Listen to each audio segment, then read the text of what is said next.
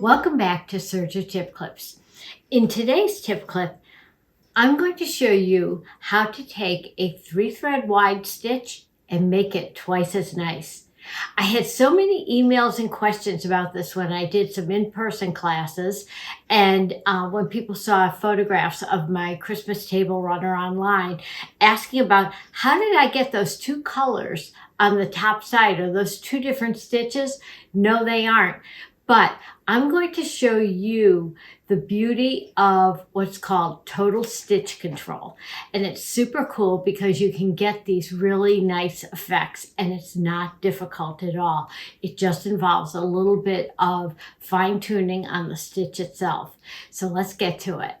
Before we go to the machine, let's take a close-up look and compare the two stitches so that we'll know where we're at when we get to the machine. On this side is a traditional 3-thread wide overlock stitch with my left overlock needle, and in that I have a white serger cone thread. You can see that little white bead along the edge, and I wanted to pick up the white in the fabric. My upper looper thread is green 12-weight Wonderfil Glamour thread. It's a metallic thread with a little metallic filament in it for that sparkle. And on the underside, on the lower looper, I have red Glamour thread. Same thing, it's a metallic. So on this, we have a balanced stitch. The loops meet on the edge, and again, you can just see a slightly bolder bead of the red thread in the lower looper simply because it's heavier. I'm going to flip it around so this makes sense.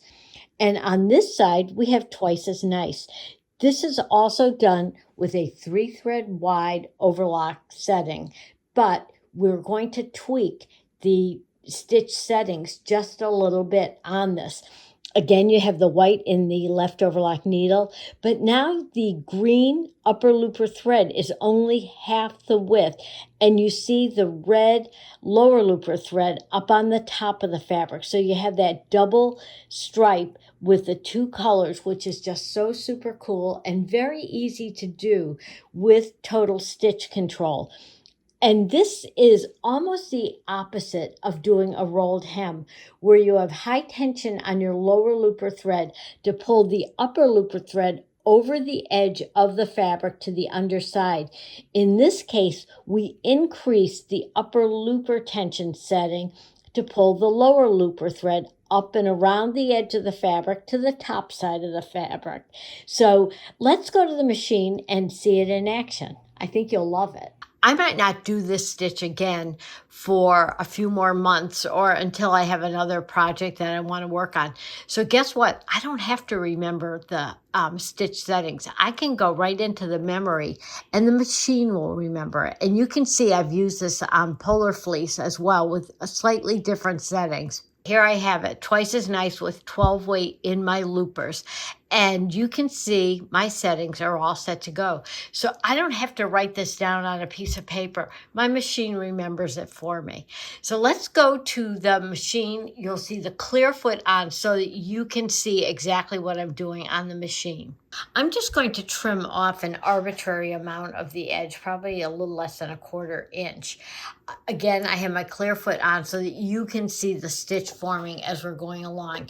And another tip that I always like to give people is that when you are working with decorative threads, always hold on to the thread chain in back of the presser foot until the machine takes a few stitches in the fabric itself, simply because that helps the machine kind of get over the hump, especially if you have a batting in between the layers. It sometimes takes a little extra help for decorative thread to make a smooth start onto the fabric itself.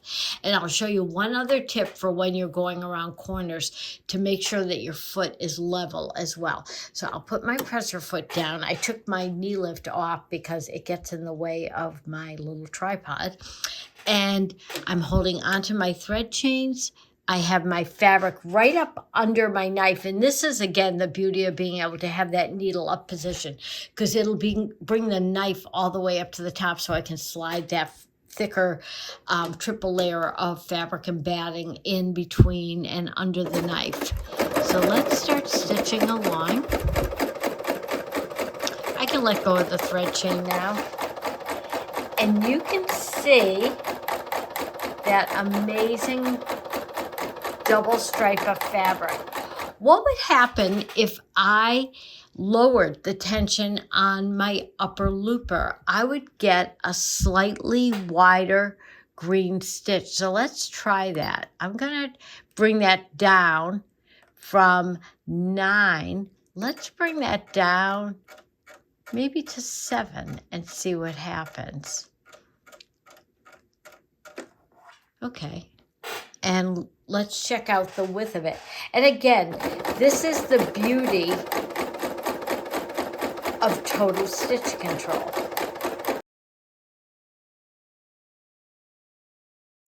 And we can even tick it down. Let's try maybe 6 and see if that makes a difference.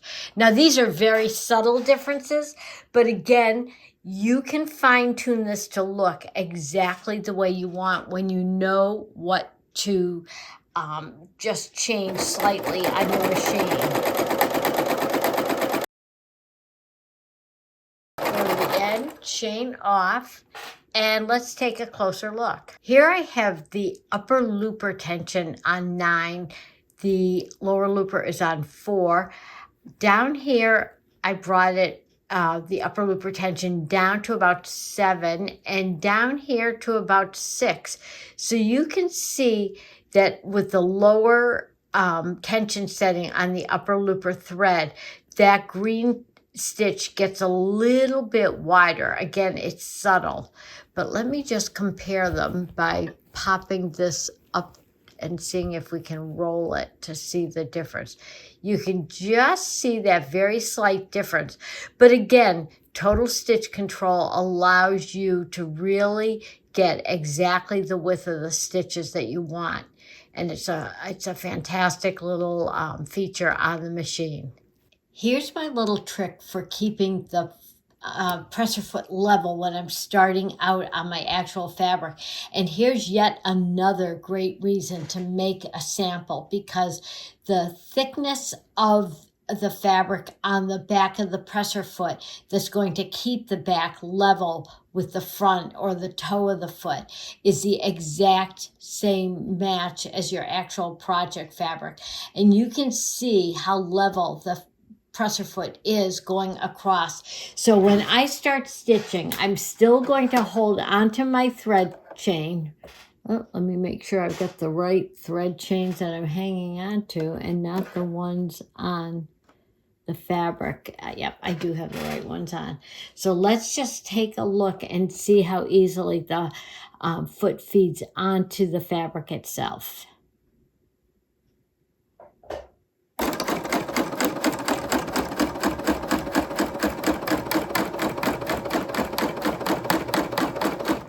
Excellent. So yet another good reason to make a sample. Thanks for joining me today. And as always, if you have questions or comments, leave them below and I'll get back to you quickly. Also, if you like what you see, be sure to subscribe and click the little bell and you'll receive a notification when I post a new Serger tip clip. Thanks for joining me today. Happy sewing and serging.